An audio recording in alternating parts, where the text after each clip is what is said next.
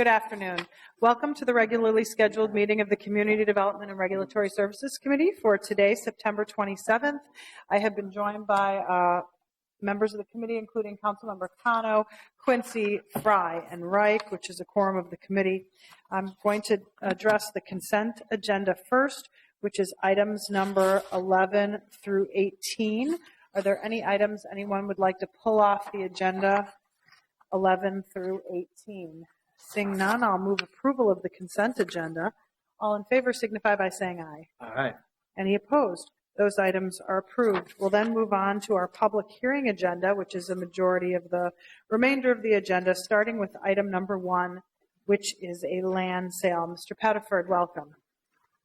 Good afternoon, Madam Chair, council members. This is a offer to buy 4050 3rd Avenue South. It's a full priced offer. It's a full priced lot. The offer is for $35,200. Bastock proposes to build a 2,300 square foot, 4-bedroom, 2-bath, single-family home with a 2-car detached garage. The lot size is approximately 5,200 square feet. This is a lot that was acquired December 22nd of 2014 from the Minneapolis Public Housing Authority. We subsequently advertised the parcel to a list of over 900 developers and home buyers. This is the only offer received.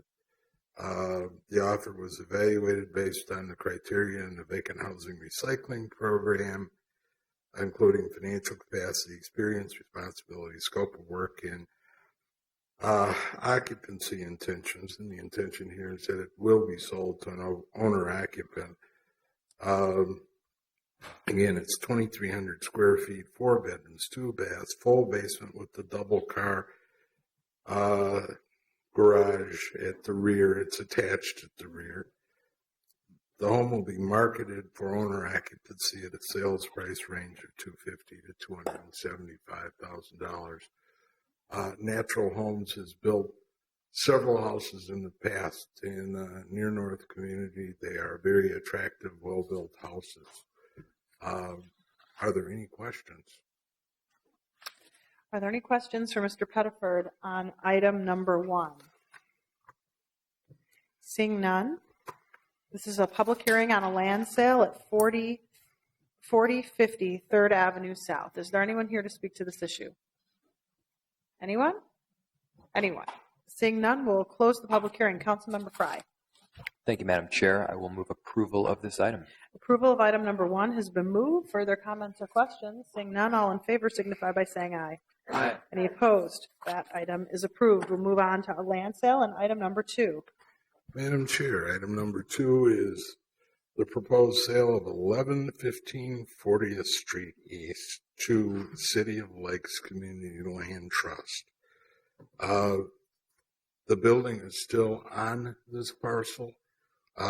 We advertised it. 3 potential proposers or developers looked at it. They all decided that it would not be appropriate to rehab this building.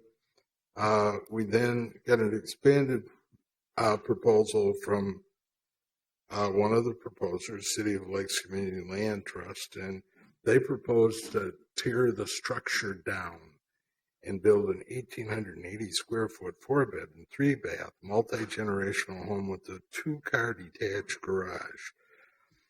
The multi-generational design affords multiple generations to be housed under one roof.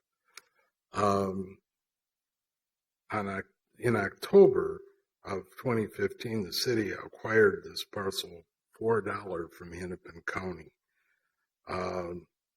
The property was subsequently offered for rehabilitation, and that's where the 3 proposers were at. One of the proposers, again, City of Lakes Community Land Trust, proposes an alternative redevelopment strategy, the demolition and subsequent redevelopment of a new multi-generational affordable housing unit.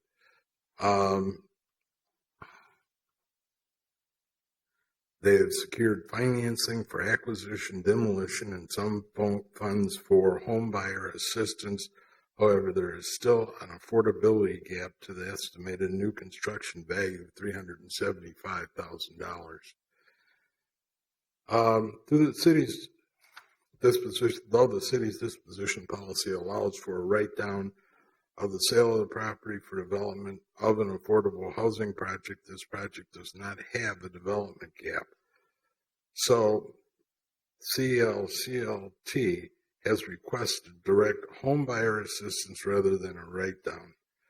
Therefore, to support the development of the affordable ownership housing unit in this non-impacted area, staff recommends that the city grant up to $25,000 of the disposition proceeds to support the affordability gap.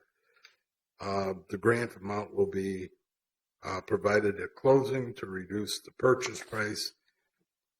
In exchange for the grant, CLCLT will demolish the property and record a declaration of restrictive covenants against the property, restricting the sale of the property to households at less than 80% of AMI for a term of 30 years.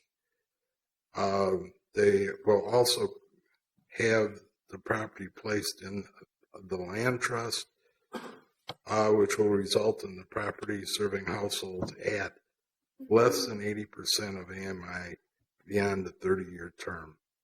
The Bancroft neighborhood has reviewed this proposal and is supportive of the development. Are there any questions? Are there any questions for Mr. Pettiford? Mr. Pettiford, with regard to this unusual deal of providing gap assistance through an RFP, through a land sale that's not part of our process, that isn't how I don't understand this at all. Was everybody told if they were willing to do this, they could get a $25,000 cash grant? Are we offering it to anyone who now steps forward and says they want to buy a city lot, but they'll sell it for affordability? Is this a sweetheart deal with this organization, but not with any others? I don't believe that everybody was provided with information that this was a possibility. Is it a sweetheart deal? I don't know that it is necessarily. It is a deal for the city to produce affordable housing in a non-impacted location. But do we have a program that does that? Did it go through any kind of process? I mean, it seems like all of a sudden, instead of just a regular land sale that we would normally do and are fairly perfunctory, we've now said, well, we'll give you $25,000 if you keep it affordable to people and put it in your land bank. Well, there should be a process for selling homes to the land trust to do that. And we're just bringing this up as part of a land sale. Seems like it's like, well, this is what we want in order to do it, rather than it being a policy decision as a part of a program or the city's budget. We don't have any policy direction that states use land sale proceeds on individual land sales to buy down the cost for affordability. Councilmember, Chair Goodman, members of the committee, Alfred Port, Manager, Residential and Real Estate Development at CPED. You're correct. There isn't a policy program that affords us the opportunity to provide affordability assistance in this fashion. The proposal that we received were from three entities: the City of Lakes Community Land Trust and two other entities. In the case, after evaluating all three proposals, the City of Lakes Community Land Trust is recommending that in light of in exchange for the city causing the demolition to occur for approximately $25,000, they've secured resources that can be used for this cause. So they would be using those resources for demolition, and we'll write down the cost of in exchange of the proceeds from the land sale, afford them an opportunity to provide them resources that they can make this home affordable to a household at 80% AMI. This is a net zero gain for the city in that we would have used about $25,000 to demolish this structure. Now, because it's the City of Lakes community, because this organization has secured resources for that purpose, but the overall project is short of $25,000 from the affordability assistance perspective. They're asking us to provide resources from the proceeds of the land sale, thus our recommendation. Okay, I don't like one-off. Let's do this. Let's do that. Let's do this. It sounds like a good deal. Let's do this. It meets our goals kind of, but it's not part of a program. I'm not comfortable with treating everybody unequally. Might be a good goal and it might be something that we should be doing, but then is everybody knowledgeable about it? Does everybody have the opportunity to come forward and suggest something like this? There's a process in place for transparency for a reason. And this doesn't follow that at all. Yeah, it might be a good deal, I agree, but it doesn't mean that we gave everyone else this kind of opportunity, nor would we do it, or is it part of any policy direction? Our policy affords us the opportunity to provide a write-down for the creation of a public purpose, in which case an affordable housing is a public purpose. So we could have come to you with a recommendation to allow the sale to the City of Lakes Community Land Trust for less than this fair market value, in this case, less than $25,000. Yeah, we wouldn't have done that. We would have said, no, we're not doing that. It's because we don't write down land sales. Ms. Brennan? Yeah, sure. Sorry, Chair Goodman, members of the committee, I'd like to, Andrea Brennan, Director of Housing Policy and Development for the city. I would just like to add, the reason why this is a one-off is because the legislature appropriated funds only for community land trusts and only for land acquisition. So land trusts have access to a state fund of a state pool of funds that nobody else does. And they can only use it for land acquisition. So although our policy allows us to write down the land to $1, the effect of that, if we were to do this in this case, is that we would miss out on that leverage that they could get from the state. Why isn't that in the report?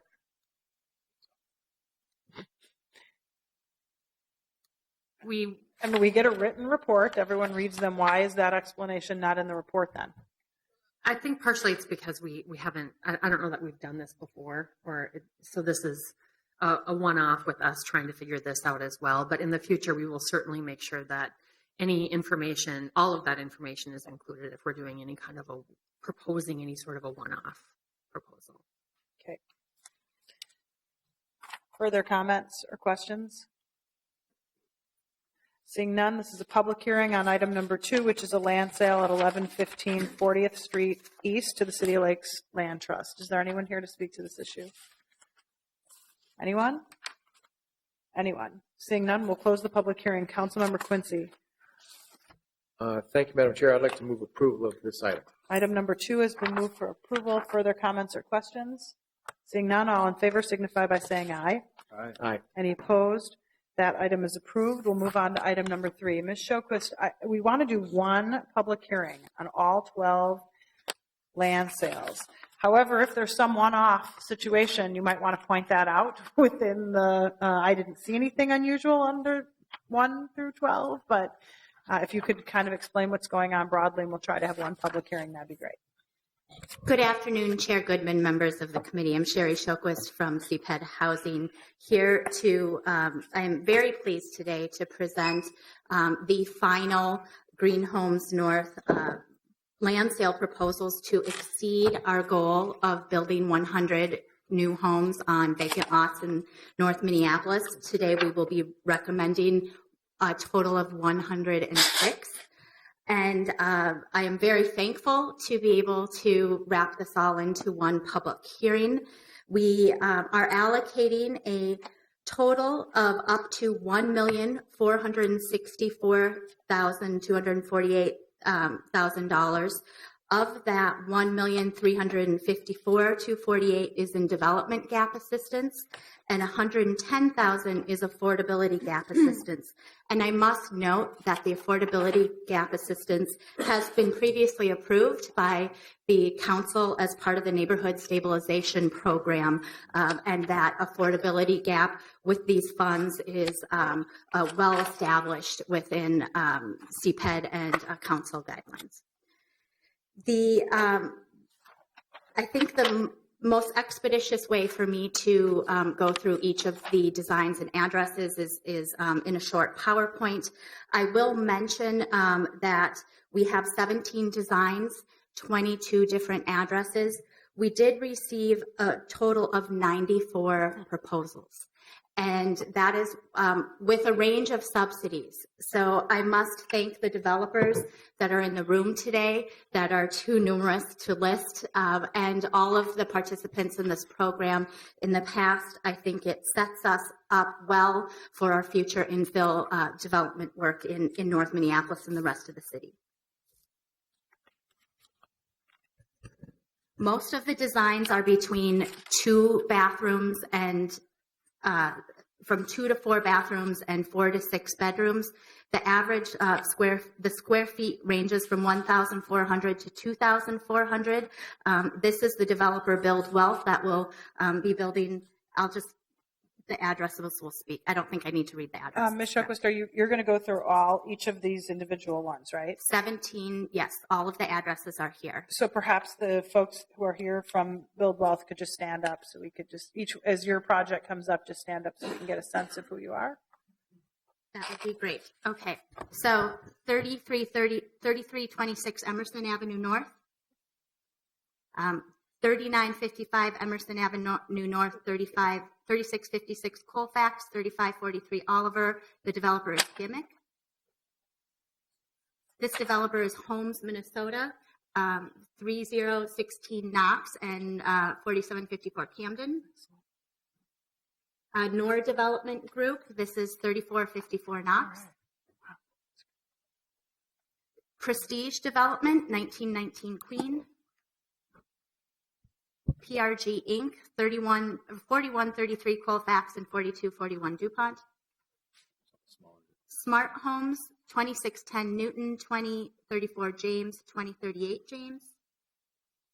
Singular Development Resources, 3627 Emerson, 4522 Aldrich.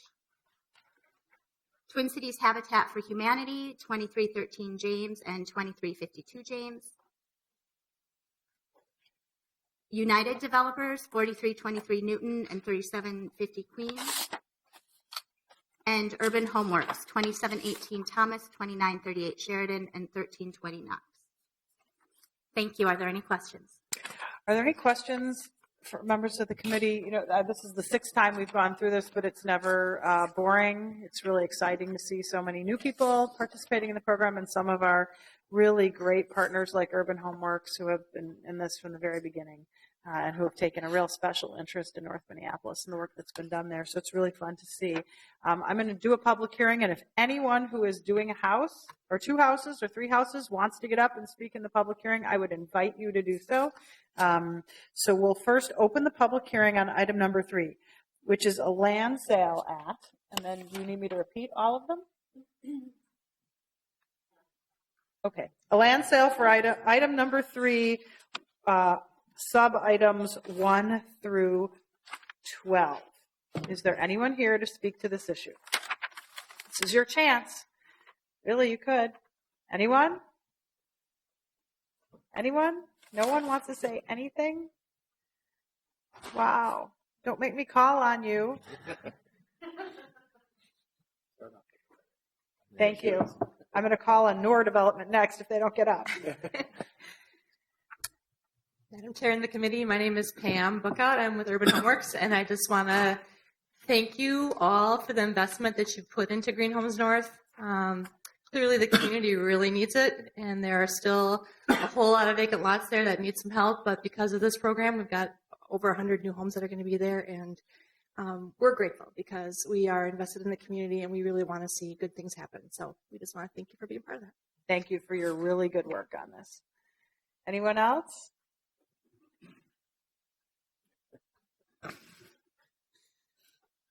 Good afternoon. My name is Noel Noor. I'm from Noor Development, and this is my first experience with Green Homes North. I'm really excited to be here, and I'm also grateful for the city for the opportunity to provide the GAP funding. It's exciting for us to especially be doing these projects for the community at large. So thank you. Thank you very much for participating. Anyone else? Everyone's looking down like, don't look at me. No one else? Okay. We'll close the public hearing. Councilmember Fry. Thank you, Madam Chair. I'll happily move approval of this item and all of subparts. I just want to make one more comment. You know, we're almost 8 years into this program, wouldn't you say? And I just want to point out the amazing work of Sherry Shoquist, who has been the mother of this project from the very beginning. It's taken a lot to get to this point. You've exceeded the city's goals and recommendations. This was something that happened under Mayor Rybeck and Councilmember Samuels. You've former housing director Tom Streitz and many CPED staff people. You have been the guiding light on getting this done. And hopefully we could figure out what's next as folks who sit here working on their projects think we can do more. We should figure out what else can we do. We look at this very incredible, diverse group of developers taking on 1 or 2 or 3 sites at a time and really making a difference in people's lives. It's one thing to build an apartment building for 60 units. It's another thing to build an individual house for someone. It's a big deal. And so hopefully we'll be able to figure out what next looks like. And hopefully we'll have incredible staff like Sherry Shoquist to help us figure out how that vision comes to reality. On Councilmember Fry's motion to approve all of these land sales, all in favor signify by saying aye. Aye. Any opposed? Those items are approved. Thank you all for being here today. We'll then move on to our licenses and consumer services agenda, starting with item number 4. Mr. Wilson. Madam Chair, we have an application that requires a public hearing. It's for a sidewalk cafe license submitted by GG Drinks Incorporated, doing business as Bamboo. They are currently licensed as a restaurant at 2743 Nicollet Avenue. They're seeking approval for a 6-seat sidewalk cafe in front of their restaurant. It has been reviewed by our traffic engineering division. It meets all of those requirements. They propose hours during the week to 10 p.m. and to 11 p.m. on Friday and Saturday. We notified all residents and property owners within 300 feet of this business of today's public hearing, and we also notified the East Calhoun Community Organization, Southwest Minneapolis Business Association. We received 2 responses from that notification for today's hearing. One was in support and one was opposed. Staff finds that they meet all of our requirements and recommend approval. Are there any questions for Mr. Wilson on item number 4? Seeing none, I'll open the public hearing on item number 4 and invite the only person who signed in for the public hearing today, which you don't need to do, to come up and speak. Ms. Wong, welcome.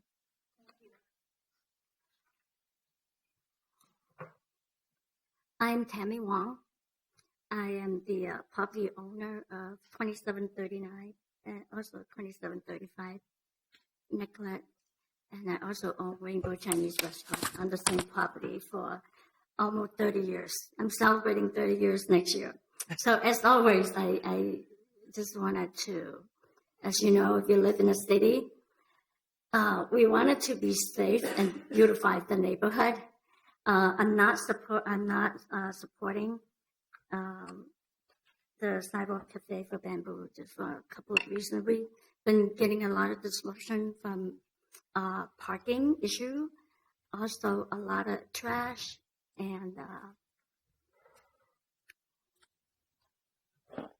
I'm worried. So I'm not supporting that. Okay, thank you for your testimony. Thank you. Is there anyone else here to speak to this issue? Anyone? Anyone? Seeing none, we'll close the public hearing. Councilmember Quincy. Thank you, Madam Chair. I'd like to move approval of item number 4. Approval of item number 4 is in front of us. Mr. Wilson, this is an application for 2 tables, correct? 6 seats total. Madam Chair, yes, it's a very small sidewalk cafe with 2 tables, 3 chairs each, directly in front of the restaurant. Okay, and we're at the end of the season right now anyway, so we probably wouldn't have a lot of time to determine how this goes. But should there be problems with the sidewalk cafe, we have the right to revoke the sidewalk cafe if there are concerns, correct? Madam Chair, that's correct. And there's also a strict set of criteria in our sidewalk cafe ordinance that requires daily litter cleanup, monitoring and placement of chairs and things like that. And this is only an annual license. It will expire April 1st, 2017, and we can review the renewal of that at that time. Okay, so should there be any problems, and if anyone, is able to take pictures of any of these problems and submit them to staff, they can reconsider if there's a problem going forward. On Councilmember Quincy's motion to approve, all in favor signify by saying aye. Aye. Any opposed? That item is approved. We'll move on to item 5. Mr. Wilson. Thank you, Madam Chair. We have an application by Flamingo Restaurant LLC for a rental hall license at 201 East Lake Street. The building may be familiar to most people in that was formerly operated as the Roundup Beer Hall and has a distinctive sign on that corner of 2nd and East Lake Street. They're seeking a rental hall license to operate for special events from 6 a.m. to 10 p.m. Sunday through Thursday and to 11 p.m. on Friday and Saturday. There is a public hearing requirement for all new rental halls. Today's public hearing was noticed to residents and property owners within 300 feet of this property. Also notified were the Central Area Neighborhood Organization and the Lake Street Council. We did receive one response from that notification process, and that response was generally concerned about just having a rental hall in this neighborhood. Our review of the application finds that it meets all of our requirements, and staff's recommendation is that you approve the application. Are there any questions for staff on item number 5? Seeing none, we'll open the public hearing on item number 5, which is a new business license at 201 East Lake Street. Is there anyone here to speak to this issue? Anyone? Anyone? Seeing none, we'll close the public hearing. Councilmember Cano. Thank you, Madam Chair. I would like to move this item forward. Item number 5 has been moved for approval. All in favor signify by saying aye. Aye. Any opposed? That item is approved. We'll move on to item number 6. Mr. Wilson. Thank you, Madam Chair. We have an application for a on-sale wine, strong beer, license Class E, and a sidewalk cafe. Application is by Lou's Sandwiches, which is located at 10 6th Street Northeast in Minneapolis. They will have seating on the interior for 40 persons. On the outside sidewalk cafe area, we'll have seating for 18 persons. Intend to have operating hours 7 days a week from 10 a.m. to 1 a.m. daily. The applicant, Lou's Sandwiches LLC, is a Minnesota company formed in 2011. Principal owners are Sidney Pham and Lee Pham. Sidney Pham has been operating Lou's Sandwiches at 2624 Nicollet since 2011 and has had this restaurant at 10 6th Street Northeast since April of this year. We've had no issues at either of those other restaurants since they've been in existence. Public hearing is required for this application. We notified all residents and property owners within 600 feet of this address. We received no responses as of today. Staff finds that they meet all of our requirements and are recommending approval. Are there any questions from Mr. Wilson on item number 6? Seeing none, we'll open the public hearing on item number 6, which is a new license for Lou's Sandwiches at 10 6th Street Northeast. Is there anyone here to speak to this issue? Anyone? Anyone? Seeing none, we'll close the public hearing. Councilmember Fry. Thank you, Madam Chair. I'll move approval of this item and also take the opportunity to say that I was right. I'm half joking here, but if you look at where Lou's is presently located, it's over at Red 20, which has a slew of retail options, most of them in lower square footage. and for quite a while they were not occupied. But as density grew in the neighborhood, and in fact, it's probably one of the fastest growing neighborhoods in the entire city right now with Superior Plating going up. Soon, Lattice is going around, and Nye's site is being constructed right now. And so in addition to Lou's on that block alone, you've got Glam Doll Donuts. I think you've got a yoga studio there. You've got Lou's, and you've got a True Stone Financial. So certainly the retail is finally being occupied, and it's exciting. On Councilmember Fry's motion to approve, all in favor signify by saying aye. Aye. Any opposed? That item is approved. On to item number 7, Mr. Wilson. Thank you, Madam Chair. We have an application by RR Minneapolis Management, LLC, for a new on-sale liquor license with Sunday sales, Class B, with a hotel, theater, food, caterer, and confectionery licenses for the new Radisson Red Minneapolis Downtown Hotel, 609 3rd Street South. This will have a traditional hotel-related liquor license. They will have 80 seats in a restaurant bar area. The liquor license will service 164 hotel rooms, and they will have an outdoor patio that seats 48. The applicant is RR Minneapolis Management Company, which is principally owned by Carlson Hotel Management Corp. This is located on 3rd Street South between Portland and Park, and they have a proposed opening date of November 16th, excuse me.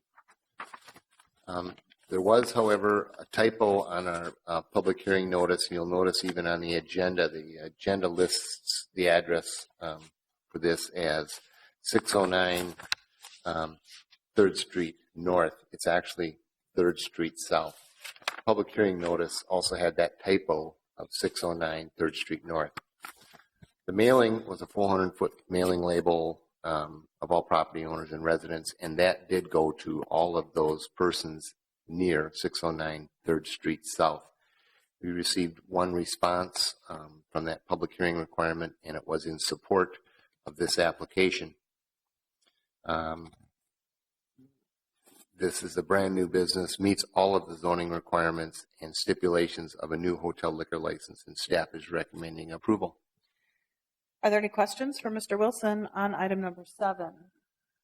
Seeing none, this is a public hearing on item number 7, which is the Radisson Red new business license. Is anyone here to speak to this issue? Anyone? Anyone? Seeing none, we'll close the public hearing. Councilmember Fry. Thank you, Madam Chair. Move approval of this item, and happy to open what will likely be the first to the second of numerous hotels that will be going in along those corridors. On the motion to approve, all in favor signify by saying aye.